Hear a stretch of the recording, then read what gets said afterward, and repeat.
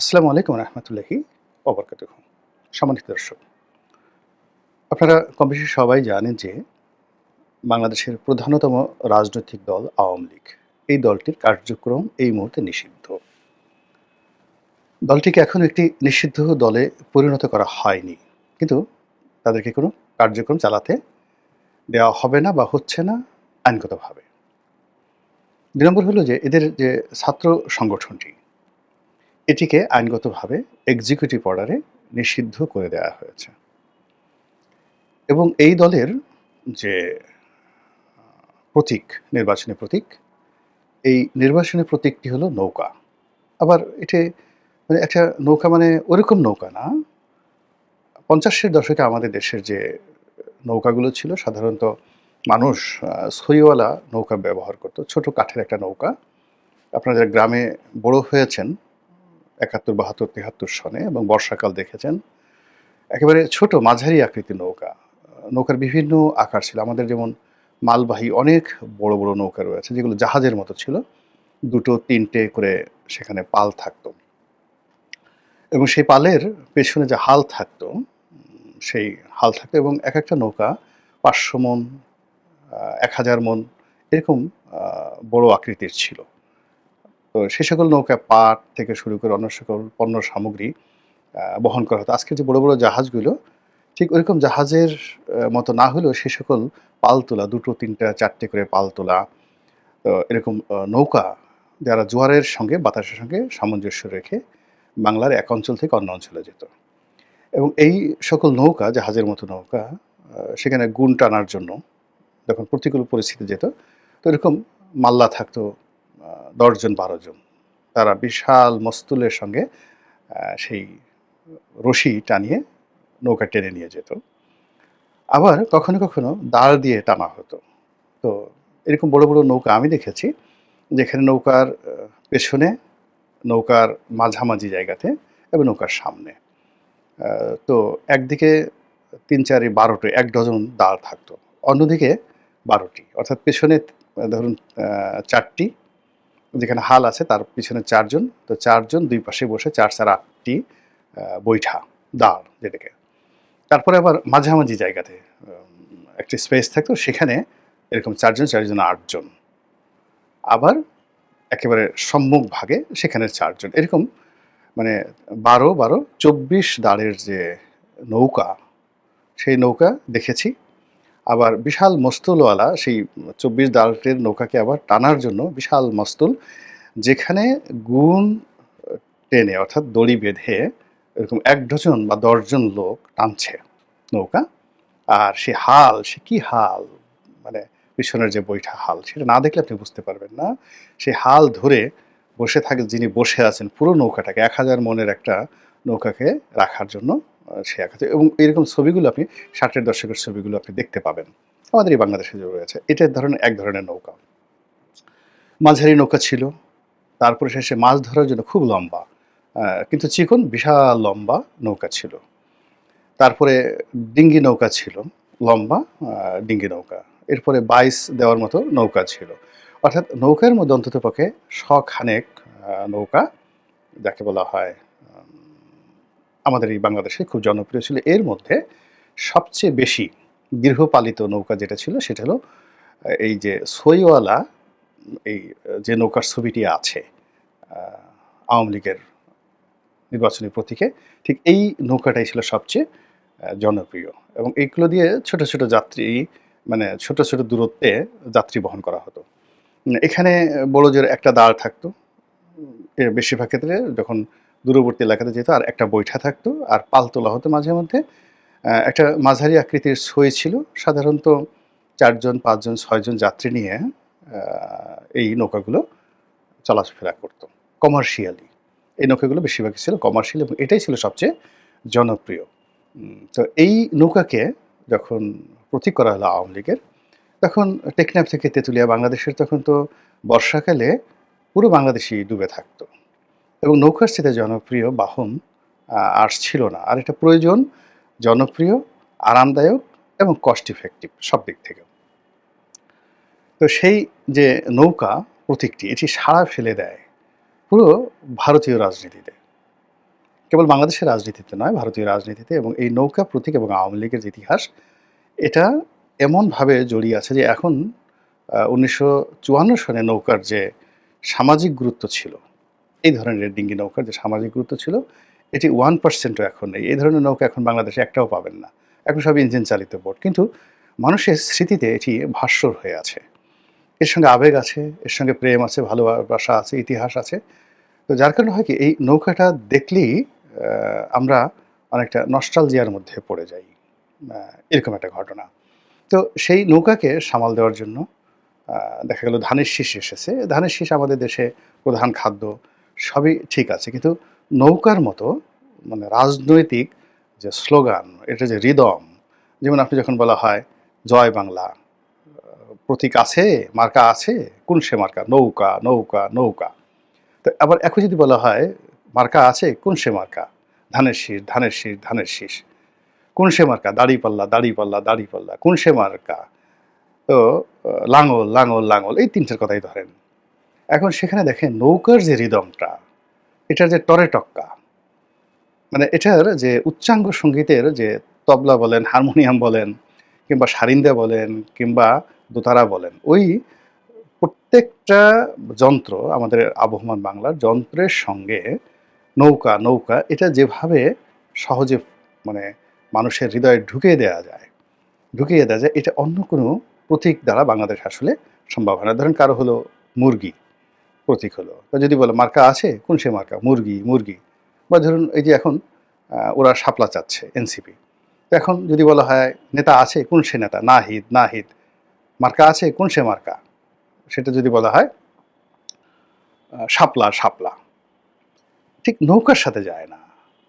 এটা এমনভাবে হয়ে গেছে। এটার একটা সুর তৈরি হয়ে গেছে। কফি হাউজের সেই আড্ডাটা। আপনি অমর গান তো আর তৈরি করতে পারবেন না। এটার সঙ্গে কোনো কিছু তুলনা করতে পারবেন না। কিংবা আমাদের যে জাতীয় সঙ্গীত 'আমার সোনার বাংলা আমি তোমায় ভালোবাসি', এটা যে সঙ্গীতটি, মানে এই সঙ্গীতের সঙ্গে গান, বাদ্য, মানে এটার যে সারেগামা যা কিছু রয়েছে, এটার কাউন্টার ওরকম মধুর আরেকটা ২য় গান সবাই চেষ্টা করেছে। হয়নি। ওইটা হয়নি। 'সোনা, সোনা, সোনা' লোকে বলে 'সোনা, সোনা নয় যত খাঁটি', কত সুন্দর একটা গান। কিংবা 'প্রথম বাংলাদেশ আমার শেষ বাংলাদেশ', 'জীবন বাংলাদেশ আমার মরণ বাংলাদেশ', এটাকে কাউন্টারলি জনপ্রিয় করার জন্য যে কত চেষ্টা করা হয়েছে, কিন্তু জাতিসংঘের কাছাকাছি যায়নি। কিংবা 'নতুন বাংলাদেশ গড়ব মোরা', এর সাথেও তো চেষ্টা করেছেন। হ্যাঁ? তো এরকম হয়। ভারতে আপনি চিন্তা করেন 'সারা জাহাঁ সে আচ্ছা হিন্দুস্তান হামারা', এটা আল্লামা ইকবাল সাহেবের কবিতা, তার গান, আ এবং এটা মূলত সেই ব্রিটিশ ভারতে আ করা হয়েছে সম্মিলিত ভারতবর্ষের জন্য। কিন্তু ভারতে এটা এতটা রিদম সৃষ্টি করেছে, ভারত ২ টো জাতির সংগীত করেছে। জনগণ মন অধিনায়কও জয় হে। তো কিন্তু সারা জাহাঁ সে আচ্ছা হিন্দুস্থান হামারা, এটার পর্যায়ে যেতে পারছে না। ফলে ভারতের মতো জায়গাতে তাদের জবন দেশ, শত্রু দেশ, সেই শত্রু দেশের জাতীয় কবি আল্লামা ইকবালের সেই লেখা তাদেরকে জাতীয় সংগীত হিসেবে মেনে নিতে হচ্ছে। এই কারণ হলো রিদমের কারণে। যেমন দেখা গেল যারা খুব চেষ্টা করছে শিবাজিকে জাতীয় নেতা বানানোর জন্য। গত ১০০ বছর ধরে তারা প্রাণান্ত চেষ্টা করছে আওরঙ্গজেবকে ভিলেন বানানোর জন্য। কিন্তু কোনো অবস্থাতেই আওরঙ্গজেবকে বাদ দেওয়া যাচ্ছে না। আওরঙ্গবাদকে বাদ দেওয়া যাচ্ছে না। আওরঙ্গজেব সড়ক দিল্লিতে বাদ দেওয়া যাচ্ছে না। কিংবা সেই যে ঔরঙ্গাবাদ যেটা ওই শিবাজির যে এলাকা, আ কিংবা ধরুন এখন গুজরাটে যেখানে এই আওরঙ্গাবাদ রয়েছে, ওই এলাকাটাকে বাদ দেওয়া যাচ্ছে না। কেন?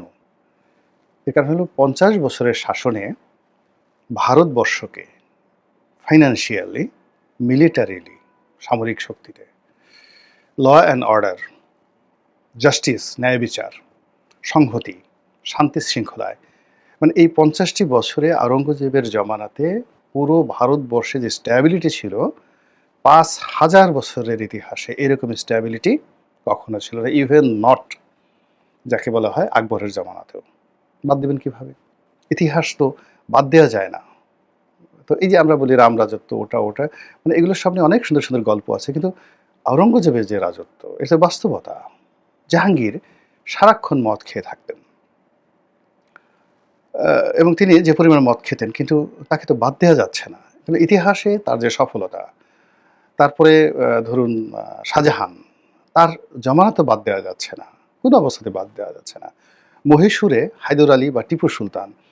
তো হায়দর আলী, টিপু সুলতান এর সমপর্যায়ের কোনো হিন্দু আ যে নায়ক, মহানায়ক দাঁড় করানো যাচ্ছে না। ওখানে হায়দর আলী আসছে, কিংবা ধরুন নিজাম, হায়দরাবাদের নিজাম। তো তাকে তো বাদ দেওয়া যাচ্ছে না। সাদ সুলতানাকে বাদ দেওয়া যাচ্ছে না। তো এরকম ইতিহাস এমন একটা ব্যাপার যে ওর জায়গাটা এমন হয়ে যায়, সেই জায়গাতে আপনি কোনো অবস্থাতেই বিকল্প কাউকে বসাতে পারবেন না। যেভাবে ভারতবর্ষের ইতিহাসে আপনি চন্দ্রগুপ্ত মৌর্যকে বাদ দিতে পারছেন না, অশোককে আপনি বাদ দিতে পারছেন না, অসংখ্য মানুষ, কুষাণ রাজ কনিষ্ককে বাদ দিতে পারছেন না। তদ্রুপ বাংলাদেশে আওয়ামী লীগের যে ইতিহাস, জয় বাংলার যে ইতিহাস, নৌকার যে ইতিহাস, সেই ইতিহাসকে বাদ দেওয়া যাচ্ছে না। মানে এটা নিয়ে যত কথা বলা হচ্ছে, একটা হীরকখণ্ড যেভাবে যত অ্যাঙ্গেলে আপনি কাটবেন ওটার উজ্জ্বলতা বৃদ্ধি পাবে।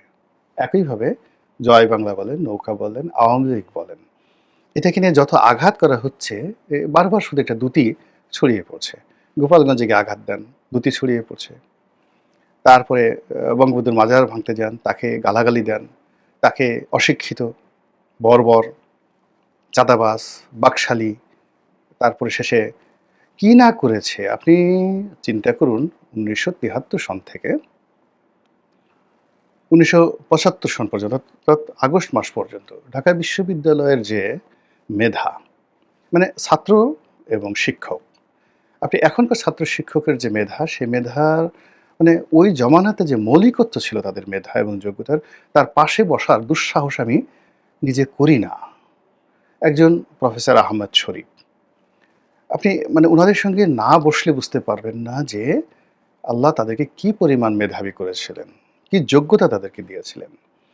তো ঢাকা বিশ্ববিদ্যালয়ের পুরো মেধা, যোগ্যতা, এডুকেশন তারা বঙ্গবন্ধুকে শেখ মুজিব বর্বর, অশিক্ষিত, বংশহীন, মর্যাদাহীন, কাণ্ডজ্ঞানহীন, মানে এই ন্যারেটিভগুলো ওই বিশ্ববিদ্যালয়ের প্রান্তর থেকে সর্বোচ্চ মেধা, যোগ্যতা দিয়ে তারা চেষ্টা করেছেন। বঙ্গবন্ধু খুবই অপমানিত ছিলেন এবং তিনি কখনো মানে এই যে তার যে শাসনামলে কিন্তু ঢাকা বিশ্ববিদ্যালয়ে ঢুকতে পারেননি। এবং তিনি সর্বশেষ ৭৫-এর ১৫ই আগস্টে মানে দিনের বেলায় তার সেখানে প্রোগ্রাম ছিল। এই ১ম মানে সেই রাতে তিনি খুব আনন্দিত ছিলেন যে আগামীকাল ঢাকা বিশ্ববিদ্যালয় তাকে বরণ করে নিচ্ছে। তো সেই ঢাকা বিশ্ববিদ্যালয়ের সেই মেধাবী লোকগুলো বঙ্গবন্ধুকে কালার্ট করতে পারেননি। তারা সেই বঙ্গবন্ধুর কর্মকাণ্ডকে বর্বর বানাতে পারেননি। তাদের সেই লেখনী, তাদের সেই ধাঁচ, তাদের সেই মেধা, সেই তুলনায় আমরা এ যুগে যারা কথাবার্তা বলছি, আমি তাদের একটা পশম হওয়ার উপযুক্ত নেই। মানে আমার ভিতর নেই। আর বাইরে অনেক লোক বঙ্গবন্ধুকে গালাগালি করে। অনেক লোক বঙ্গবন্ধুকে গালাগালি করে, দূর থেকে ধরেন গালাগালি করতে পারে। আপনি তাদের যেকোনো লোককে, আমার মতো একটা ক্ষুদ্র মানুষ, তার সামনে ১০ মিনিট কলম নিয়ে বসতে বলেন, বক্তব্য নিয়ে বসতে বলেন। মানে কথা বলার মতো যে তথ্য, উপাত্ত, ডাটা, মানে গালাগালি করতে পারবেন, কিন্তু আমার সঙ্গে কথা বলতে পারবেন না। আমার এতটুক যে যোগ্যতা আল্লাহ রাব্বুল আলামিন দিয়েছেন। তো আমার মতো লোকের সামনে যারা কথা বলতে পারেন না, তারা বঙ্গবন্ধুর বিরুদ্ধে, আওয়ামী লীগের বিরুদ্ধে, নৌকার বিরুদ্ধে যে ন্যারেটিভ তৈরি করছে, সেটার ভবিষ্যৎ কি হতে পারে, এটা বোঝানোর জন্য আমি শুধু বলছি যে আমি যাদের পশম হওয়ার, পায়ের নখ হওয়ার উপযুক্ত না, এরকম শত, শত মানুষ সারা বাংলায় পুরো জমানাটা চেষ্টা করেছে। আপনি একজন সিরাজুল আলম খান, একজন আসম আব্দুর রব, শাহজাহান সিরাজ, সিরাজ শিকদার, হাসানুল হক ইনু, মানে উনাদের যে ভারিক্কি, তাদের যে প্রজ্ঞা, তাদের যে মেধা, তাদের সঙ্গে এ যুগের যারা বিপ্লবী, আপনি যদি চিন্তা করেন, আমি তো মানে যে এদেরকে হিমালয় আর যদি এর পাশে যদি চিন্তা করেন যে এদেরকে ধইঞ্চা গাছও আমার কাছে মনে হয় না, ওই সময়ের প্রেক্ষাপটে।